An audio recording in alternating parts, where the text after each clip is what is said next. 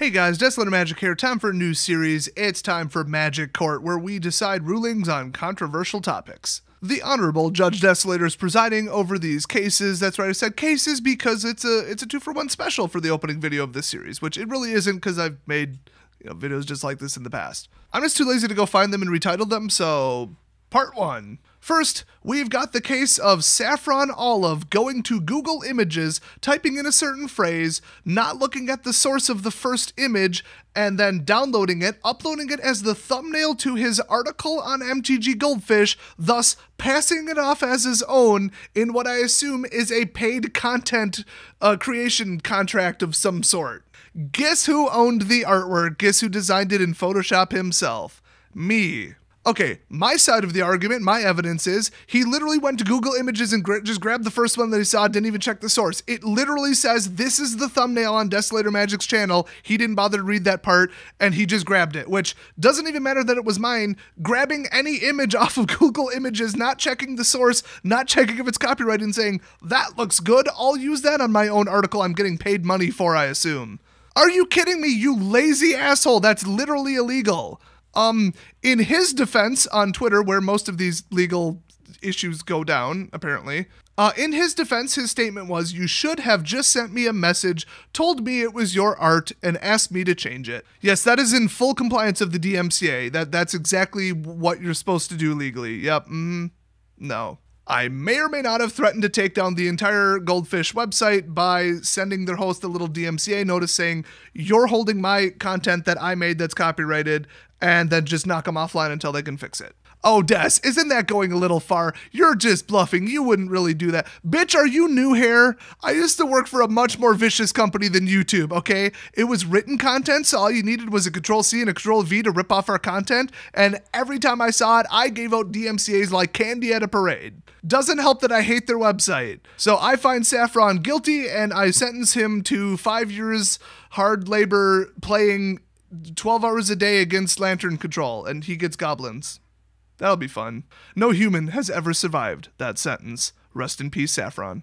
All right, next case. Let's get to the main event here. That's right, we're going to basically WWE this. Oh, by the way, it appears that he went back to Google Images and instead of choosing the first result, ripped off like the fourth result and replaced it with that one.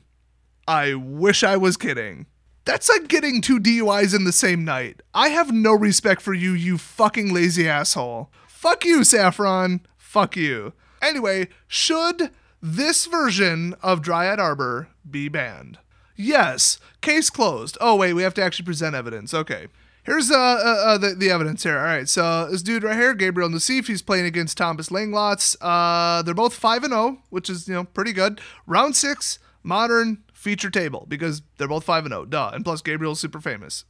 Alright, so you can see he's attacking with those 3 creatures that he just tapped to attack with, and look where the Dryad Arbor is on Thomas's side. And here's this asshole reaching for it to basically surprise block him. That's always fun. And I think the creature's like had menace, so he double blocks or something, so like he thought he could get through, I don't know, something like that. I think it was flying menace. I don't even know which cards those are, to be honest. He's playing Black-Red Hollow One. I actually don't know what that is, but it sounds new, which is awesome because he's like evolving and pushing the format forward, and he's 5-0 with it, so much respect.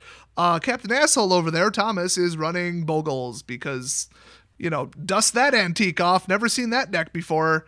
You can net deck your way to victory, although he is 5-0, so it's kind of pointless in saying that. But they're both 5-0, and that's the important part, okay? You see a good, powerful new deck, you build it. I mean, remember the Eldrazi? Oh, look, I think this idea will work. Let's try it. New cards, let's try it. And it destroyed Modern for like 6 months. So the answer is yes, you should have tried that. And yes, it was a good new deck. I cannot stand Modern players that cannot adapt. I mean, and they complain when new decks come out. Like, just fuck off with your entitled bullshit. When I spend $2,000 on this deck, I should get to play with it for more than a year. Objection overruled. Cards are added to the Modern pool 4 times a year. You knew that. Shut the hell up and sit down. This would be so much more fun if I was in a powdered wig on a webcam, but legitimately this channel does not have the budget for those props. By the way, this court case has been unofficially sponsored by Discover Credit Cards. They're better than Visa. Get them. By the way, 4th quarter of this year, aka Christmas shopping season, 5% cash back on Amazon. Amazon.com, guys. You ever heard of that website? You use it occasionally? 5% cash back up to about $12.50. Oh, pardon me, $1,250 is the maximum cash back. I know because I got $1,100 cash back last time they made a very opportunistic 5% category. Also, if you sign up now with the link down in the description, you will get $50 after you make your first transaction. No annual fee and the best customer support you'll ever see on a card. Check it out. I love my Discover card. And actually, I strike that from the record. I don't really want to be on the webcam, not just because of the cost of the props, because then I'd have to put a shirt on. This is a bit of a more casual courtroom, and I gotta keep it PG. I mean, guys, I can't go around on Twitter all day slut-shaming, tit streamers on Twitch, and then get my big man boobs out on camera. That's called hypocrisy. Anyway, here's a very pissed off Gabriel Nassif picking up the card like, why the hell are you blocking with a forest, you jackass? Oh shit.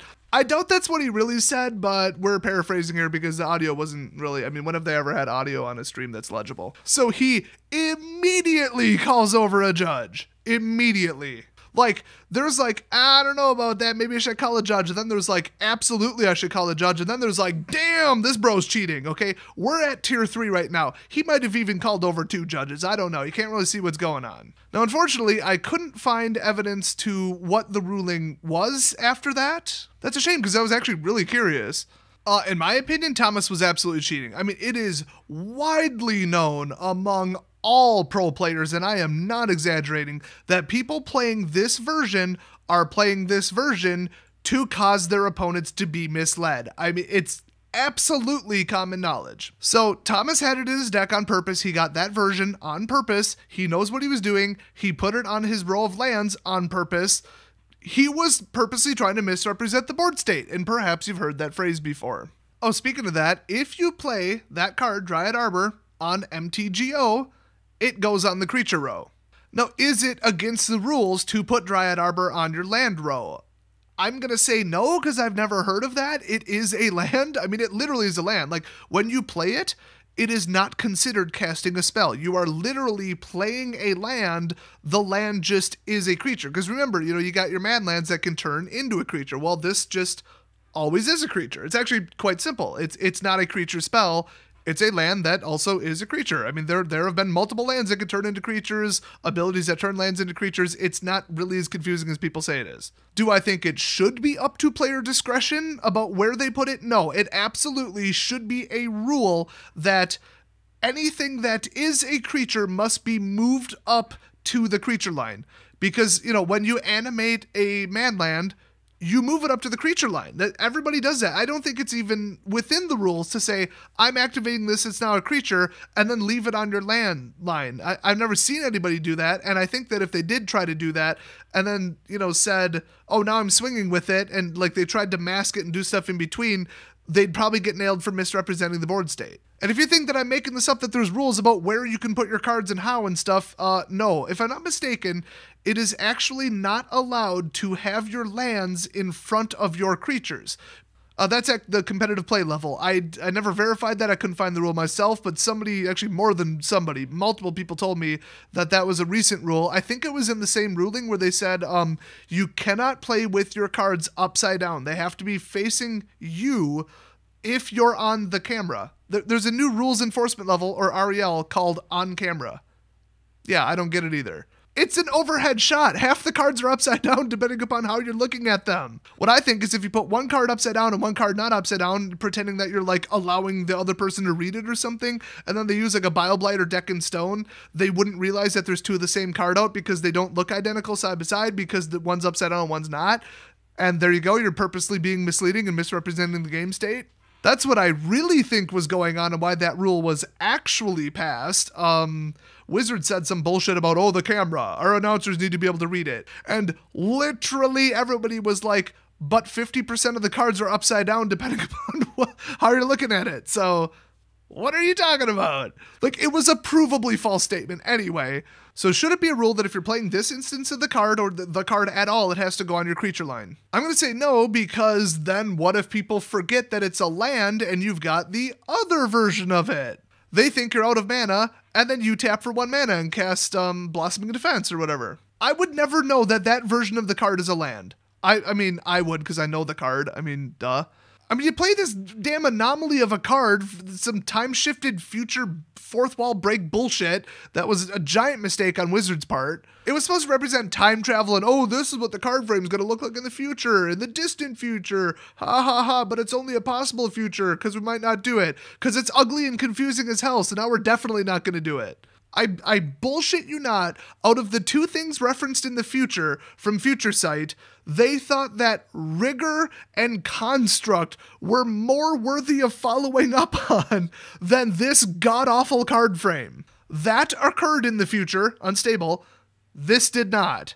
They took Contraption and Rigor more seriously than this universally despised card frame. Anyway, I see this piece of shit and I wouldn't even know it's a land, so I would prefer this to be on their land row. And then when they play it, I'd be like, well, that doesn't look like a land, and I'd look at it, I'd pick it up and be like, what the hell is this? Because remember, it's probably 5 or 6 linear feet from the guy's eyes to that card. I mean, I know Wizards is a bunch of discriminatory, ableist assholes, but now you have to have like 2015 plus fucking Superman vision to play at a competitive level. Let's go back to this card here. Okay, let's look at this for a second. Why would you even think you need to look further once you see this upside down at an angle inside of a sleeve with special foiling processes on top of it? Why would you see the artwork, see the gigantic ass tree on the bottom, and then think, I better check for a color identifier, a rarity mark, and a tiny little 1/8 inch tall 1/1 on the bottom right? Everybody who said, oh, well, you should be looking for it. You should know that Dryad Arbor is a card. I mean, it's just like you should look for Shambling Vent. It's not a dual land, it's a man land. Pretty damn easy to tell if something's a non-basic land. This looks like a basic land. This is literally like misleading artwork in card form. This is like what they do on like drugs at Walgreens to like hide the side effects. Like they draw your eye away from it and do all this like design psychology crap to mislead you so that you don't look at that part. Okay, that's basically what this card is. It is misleadingness in card form. This card never should have been approved, but like I said, once again, I guess we hit the statute of limitations on that court case. Sorry, whoever approved this atrocity, I can't drag them into court. It happened too long ago. 2012, by the way. So in my opinion, both of the versions of the card are incredibly misleading. The fact that this is the only land that can also, or not can, this is the only land that is a creature 100% of the time. There are, as far as I know, no other cards like this at all in the entire game. And like I said, you see the big giant forest, it's really far away from your eyes, way back on the furthest away line.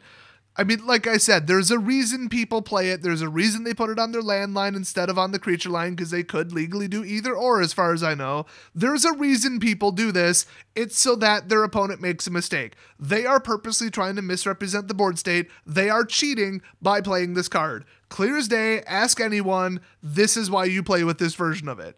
Everybody knows that, widely known fact. So, should this artwork be banned? Obviously, with one little caveat. This version of the card already is banned in competitive play. Let me explain, okay? You can technically play with this. It is technically legal. I mean, one rule says you can play alternates, promos, whatever, foreign language. It says you can play this, but another rule says you can't.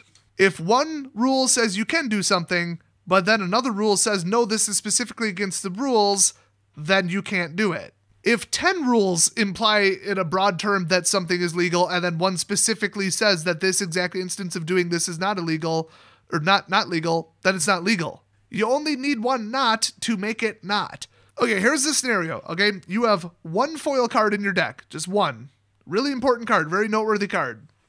It's on the top of your deck, it's a foil, so it's curled. I mean, all foils curl. There are no foils that do not curl. Your opponent calls over the judge and says, look at that card on the top of their deck. I just gravity cut this, and this is the result, because the card was more springy because it's bent. Look, it is noticeably bent. He can tell it's bent.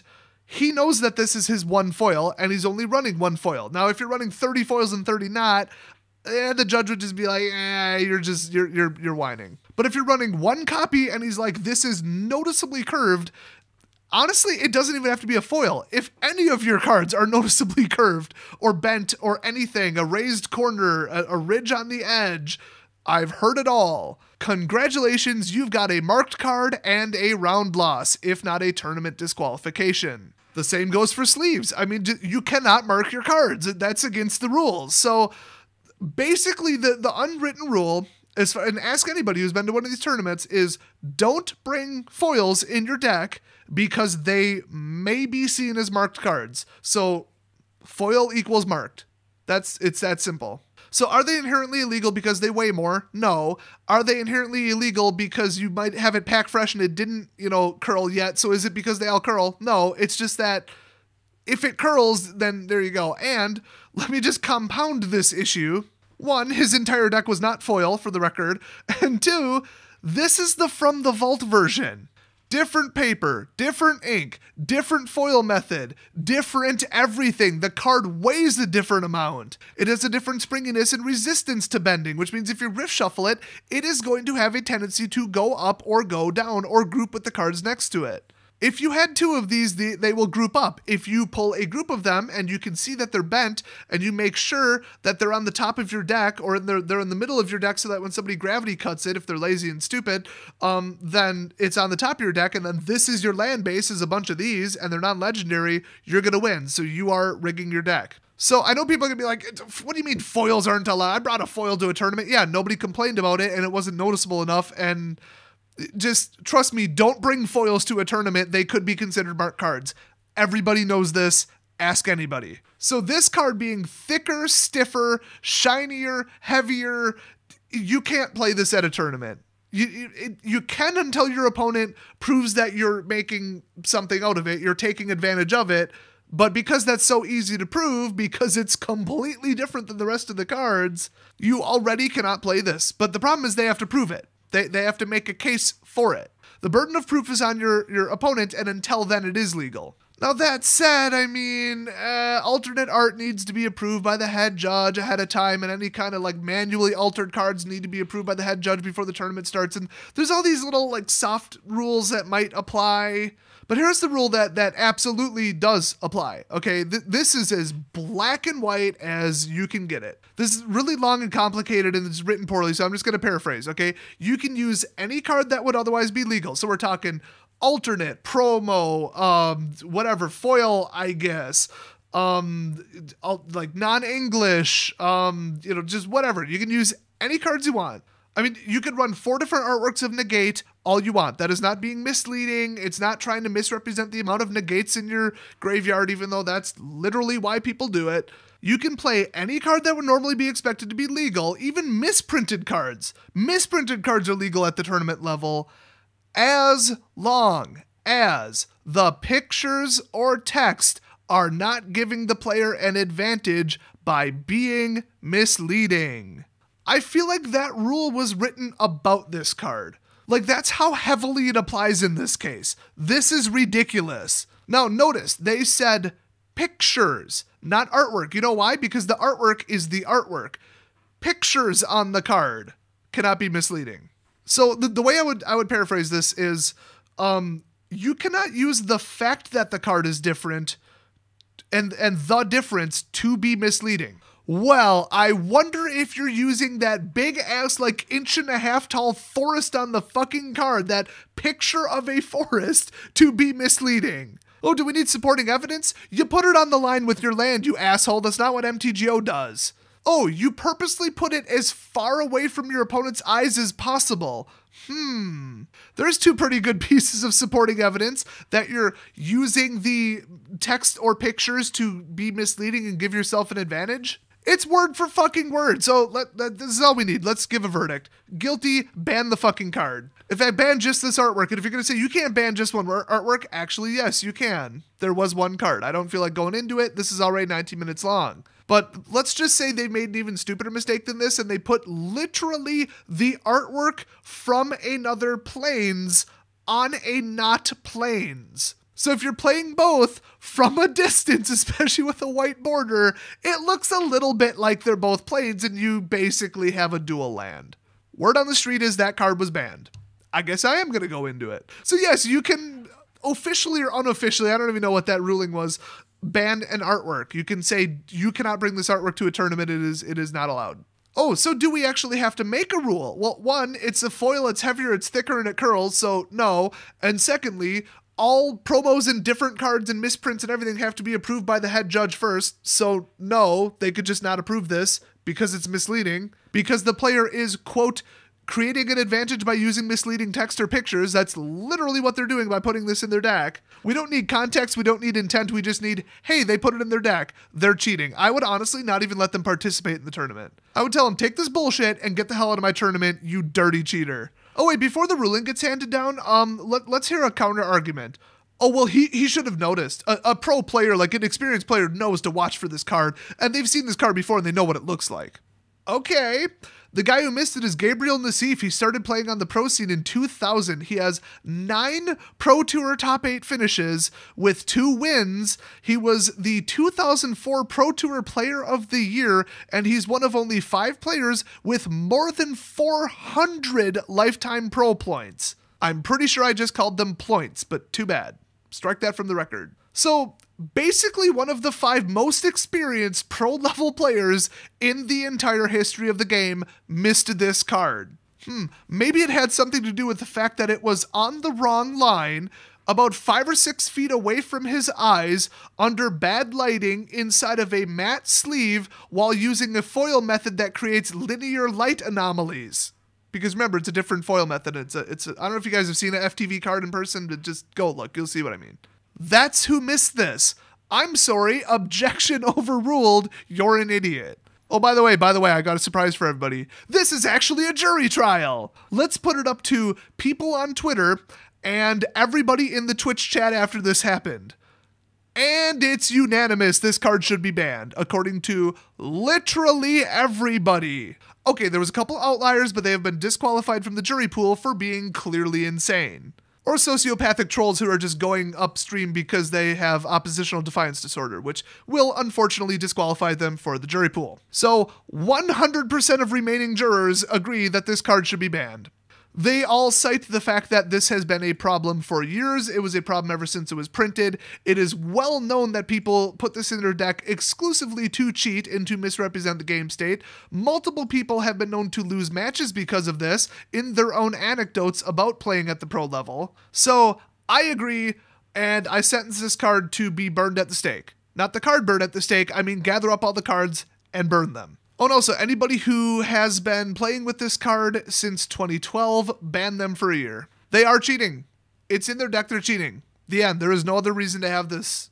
I mean, I'm not even going to look up the cost because that's just such bullshit. I don't care if it costs more, I don't care if it costs less. It's already a heavy foil. It's already printed completely differently. And just saying that people have to throw out of the creature line isn't going to do shit. I would also like to strongly recommend to the DA that Thomas Langlots gets a 1-year ban from Magic for getting caught cheating on camera. He could be the poster boy for this card and let everybody know that it's not welcome at tournaments, cheating with it is not welcome, and he's not welcome. Fuck you, Thomas. Get the hell out of my courtroom. Okay, I don't have a gavel, but I've got an empty Diet Cherry 7-Up, so let's bang that. That was not very loud at all. All right, court dismissed. See you guys next controversy. If you have a case you'd like to bring before the court, send it to me on some method of communication. I don't really give a shit which. Peace out, bitches.